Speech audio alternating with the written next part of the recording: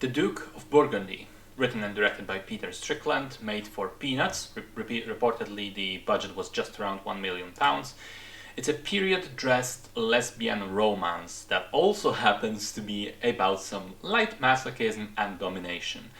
At the beginning of the film, we see a young lady named Evelyn arrive at a country house and greeted by an older woman named Cynthia. Right from the get-go, Cynthia starts berating Evelyn for being late, and then rudely tells her to start cleaning the place. Then we see Evelyn being told off for not cleaning properly, and Cynthia ends up telling her that she will be punished. Things get pretty erotic pretty fast, and only then it is revealed that this is all basically elaborate roleplay. The two ladies actually live together and are lovers, but Evelyn does enjoy being treated, rudely and harshly, and sometimes to the extreme. And so things go for a while like this, with the main conflict being that Evelyn is very much into this stuff and Cynthia apparently not so much.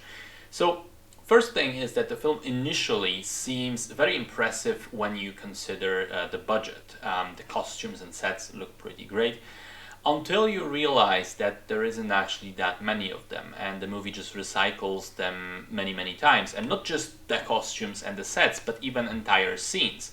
There is a motive of repetition in the film, and sometimes we see the same events multiple times, which was a bit weird.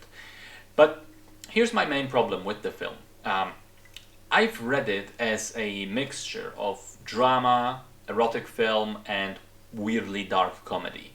However, it's not nearly dramatic enough for a drama, because the conflict is so understated and ultimately doesn't really go anywhere. It's not erotic enough for an erotic film. It's actually kind of mild, so if you're thirsty for some adult scenes, you really won't find them here. And it's also not funny enough for a comedy. In fact, the scenes I laughed at, I'm not even completely convinced that they were meant to be straight up comedic. So it's 104 minutes of this slightly odd back and forth between one lady who likes to be pissed at, literally, and locked in a chest for the night, and her lover who is slowly getting annoyed by all these shenanigans. And I'm kind of fine with there being no real plot to a story, but there needs to be something else to grip me.